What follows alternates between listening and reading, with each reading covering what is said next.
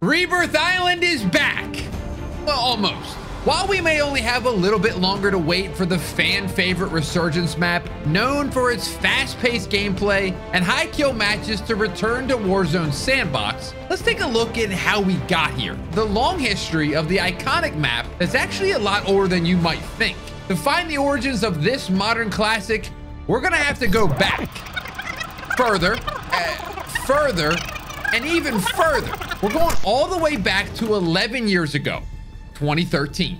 The classic Black Ops 2 is in its prime. While multiplayer fans are absolutely loving the game and its fresh take on things like create a class and rank mode, Zombies players are starting to feel disappointed with their map selection, leading the community to a new low point for the time. Making matters worse, Treyarch's current Zombies lead, Jimmy Selensky, who oversaw all Zombies content since its inception in World at War, began distancing himself from the mode, and eventually leaving the company a few months later. The shakeup, however, provided an opportunity for the campaign design director, Jason Blundell, to move in with his team's first official Zombies experience, Mob of the Dead.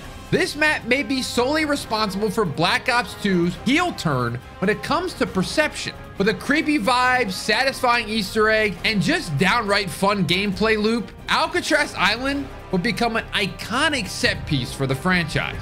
Which is why years later in 2018, now head of both campaign and Zombies, Jason Blundell would see the return of the fan favorite Zombies map as a remake, Blood of the Dead. While aesthetically the same as the original, Blood of the Dead expanded the playable space, stretching further out onto the island. Meanwhile, that same year, with the sudden rise of Battle Royale genre, with games like PUBG and Fortnite, Call of Duty would begin dipping their toes into the genre as well. Led by the multiplayer dev David Vonderhaar, a new team at Treyarch would put together Blackout, a Battle Royale experience for the first time on the Call of Duty engine, with its map acting as a collage of fan-favorite Treyarch maps like Raid, Firing Range, Nuketown, even with some Zombies maps thrown in for good measure. And while Blackout was loved by many, it did have a few limitations and design choices that held it back compared to Warzone, which would release the very next year. For one, there was no gulag, so once you die, you're dead. The looting system, at least on console, was a mess, and the map itself was just too big and open, incentivizing players to find a building and hunker down, aka camping. And after a few months of this, Blackout garnered a cult following, but most of the casual player base moved on to other games. Those who stuck with the mode, though, would start to notice some weird things happening on the map. Most notably, just off the coast appeared to be Icarus, the plane that Mob of the Dead characters used to escape Alcatraz back in Black Ops 2, leading many to wonder and speculate what was in store for the next upcoming season. And on April 2nd, 2019, Alcatraz was added to Blackout to overwhelming support, being much smaller than the core Blackout map, and without as many long stretches between POIs, the game sped up immensely. But that wasn't even the biggest selling point. In addition, when playing on Alcatraz, the rules of engagement were completely different. Unlike traditional BR, where you spawn in a plane or helicopter passing over the map, now your squad would spawn in portals surrounding the island, each high enough that you could wingsuit to any corner of the map. Plus, when you die in-game, as long as one squad mate stays alive, you'll respawn in those portals after a short countdown. Sound familiar? It's basically Resurgence before Resurgence. This kept each match fast-paced and avoided the dreaded mid-game lull that killed regular Blackout's reputation among the adrenaline junkies who just wanted to get in as many gunfights as possible. The map itself was given a complete makeover visually. Not only was it set during the day, but most of the brutal blood and gore was removed, improving visibility and making it a little more welcoming. That said, the core layout of Blood of the Dead remained, aside from clearing out a few paths, and it's even a bit surreal to walk around the area without being chased by zombies. Over the next few months, many players would grow to prefer this map and its faster pace compared to the main game. And while post-launch support for Blackout eventually ended at the release of 2019's Modern Warfare, Alcatraz and its impact on the franchise was far from over. March 10th, 2020 is a day that lives in almost every COD player's head rent-free. It's of course the day that Warzone was first released, taking the world by storm. While immediately more successful than Blackout, probably due to the fact it was free to play, Warzone stuck with the larger Battle Royale format, 150 players dropping onto a massive map. The gulag and buyback systems were working wonders in keeping players in the game and fighting until the last circle.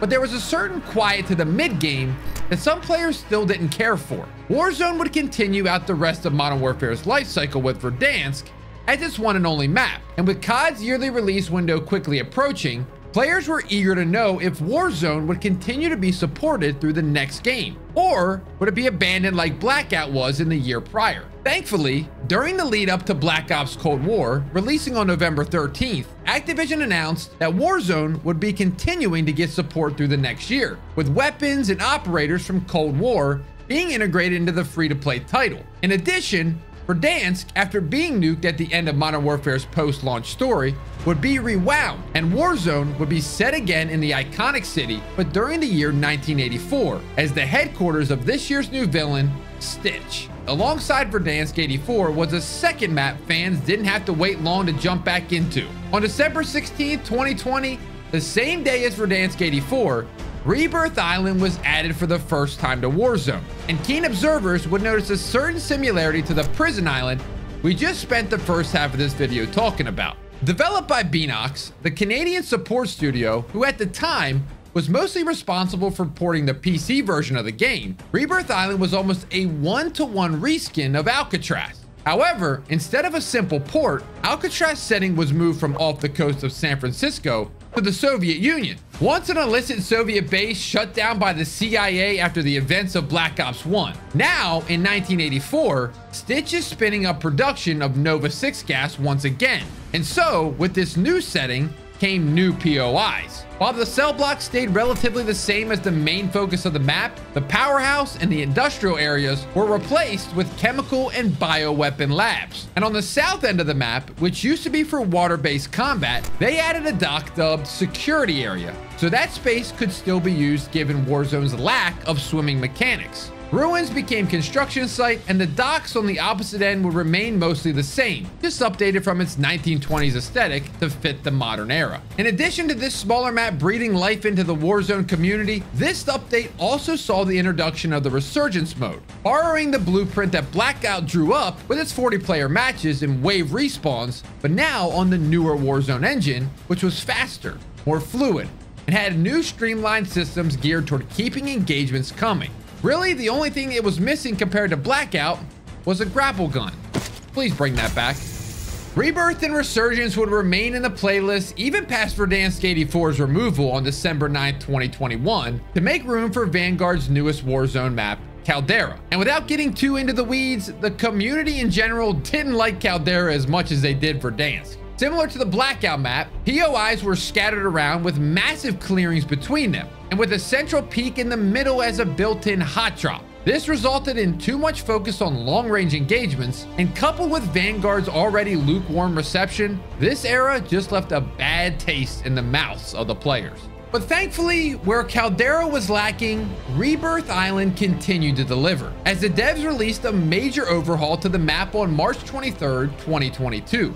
Rebirth Reinforced, overhauling a handful of locations to keep it feeling fresh. And players seem to enjoy these small changes, or at least didn't hate them, which sometimes is as good as a compliment as a Call of Duty update can get. Let's fast forward just a few months now to June 22nd, 2022, where finally, after 2 years, Warzone would see its second small map enter the fray, Fortune's Keep. Developed by High Moon Studios, Fortune's Keep took players to a remote island in the Mediterranean, a brand new Resurgence map with a similar layout to Rebirth, in that it was focused on the main POI, the Keep, along with smaller locations scattered around the island like Winery and Town. These two Resurgence maps and Caldera's Battle Royale would remain as Warzone's offering for the rest of the year until November of 2022, when for the first time in Warzone's history, Activision would choose not to update Warzone alongside the newest mainline release, and opted to launch a brand new version of the free-to-play game instead,